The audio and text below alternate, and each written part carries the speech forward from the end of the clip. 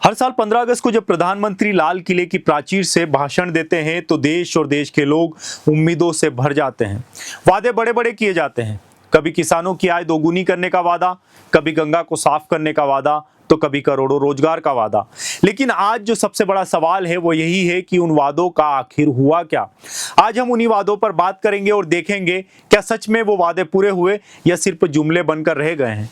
नमस्कार दोस्तों, मैं पीयूष आप सभी का न्यूज टेक में एक बार फिर से स्वागत करता हूं। सबसे पहले बात करते हैं देश के सबसे अहम मुद्दे की, रोजगार की। 2014-2019 के घोषणा पत्र में मोदी सरकार ने हर साल 2 करोड़ रोजगार देने का वादा किया था, लेकिन हकीकत यह है कि सरकारी आंकड़ों के मुताबिक 2014 से 2024 तक औसतन 80 से 90 लाख औपचारिक नौकरियां बनी। सोचिए, देश की आबादी 150 करोड़, यहाँ पर करोड़ों युवा बेरोजगार, उसमें 80-90 लाख नौकरियां, जैसे ऊंट के मुंह में जीरा। सरकार दावा करती है मुद्रा योजना और स्टार्टअप इंडिया से 5 करोड़ से ज्यादा रोजगार हुए, लेकिन PLFS यानी पीरियोडिक लेबर फोर्स सर्वे कहता है कि जून 2025 में बेरोजगारी दर जो है वो 5% मतलब 5.6% हो गई, जबकि मई में ये 5.1% थी। Centre for monitoring Indian economy यानी CMIE के मुताबिक जुलाई 2025 में बेरोजगारी दर 6.77% रही और नेशनल स्टैटिस्टिकल ऑफिस NSO कहता है कि शहरी इलाकों में यह लगभग 10% से ज्यादा है। यानी रोजगार का जो सपना है सिर्फ भाषणों में ही गूंजता रहा। अब आते हैं किसानों की आय पर। 2016 में प्रधानमंत्री मोदी जी ने कहा था कि 2022 तक किसानों की आय दोगुनी कर दी जाएगी।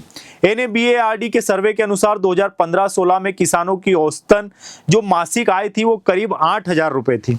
2022-23 तक ये सिर्फ 30 से 40% बढ़कर 11-12 हजार रुपए तक पहुंच पाई, जबकि सरकार का जो लक्ष्य था वो 16,000 से ज्यादा का था। 2023 तक किसानों पर कर्ज 15 लाख करोड़ रुपए से ऊपर हो गया। पिछले दशक में 1 लाख से ज्यादा किसानों ने आत्महत्या की। सरकार अब कहती है कि जो लक्ष्य है वो 2047 तक पूरा होगा। विपक्ष का कहना है कि MSP और कृषि कानूनों के विवाद ने किसानों को और पीछे धकेल दिया। लेकिन सबसे बड़ी बात यह है कि 2047 का जो टारगेट है वो काफी ज्यादा बड़ा लगता है। तब तक लाखों किसान और आत्महत्या करते रहेंगे अगर इसी तरह उनकी आय घटती चली गई। 2014 के चुनावी भाषणों में एक और बड़ा वादा था, विदेशों से काला धन लाकर हर भारतीयों के खाते में रुपये डालने का।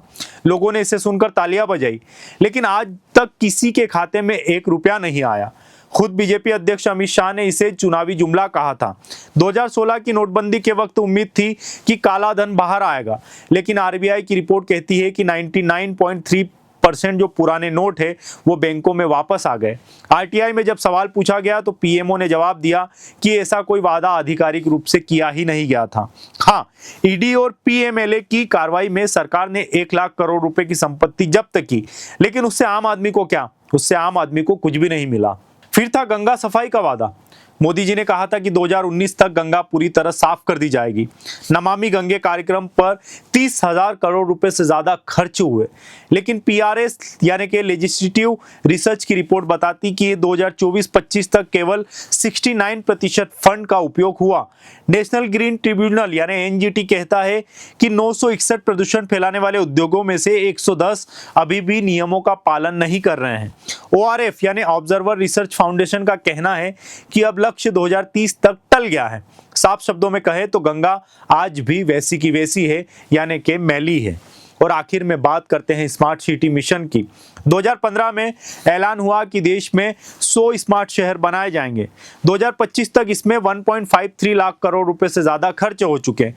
सरकार कहती है कि 94% प्रोजेक्ट पूरे हो गए, लेकिन डाउन टू अर्थ की रिपोर्ट बताती है कि सिर्फ 18 शहरों ने ही पूरे लक्ष्य हासिल किए, वो भी उस तरह से नहीं जिस तरह से सोचा था। बाकी जगहों पर या तो सड़कें टूटी पड़ी है या तो बुनियादी सुविधाएं गायब है। इंदौर को सबसे साफ शहर कहा जाता है, लेकिन मुख्य इलाकों से थोड़ा सा बाहर जाइए, वहां हालात देखकर समझ नहीं आता कि शहर में गड्ढे हैं या गड्ढों में शहर है। यानी तस्वीर साफ है, बड़े बड़े वादे किए गए लेकिन नतीजे अधूरे ही रहे। रोजगार, किसान, काला धन, गंगा, स्मार्ट सिटी, ये सब मुद्दे जनता के सामने आज भी अधूरे सपनों की तरह वैसे ही खड़े हैं और युवा अब भी पूछ रहे हैं कि हमारी करोड़ों नौकरियां कहां हैं। इस वीडियो में फिलहाल इतना ही और साथ में और कुछ मुद्दे हैं जिन्हें मैंने अगले वीडियो में कवर किया है, आप वो वीडियो भी जरूर देखिएगा। साथ में आप सभी से गुजारिश है कि आप चैनल को सब्सक्राइब जरूर करिए, न्यूज़ टेक के साथ बने रहिए। आप सभी का धन्यवाद।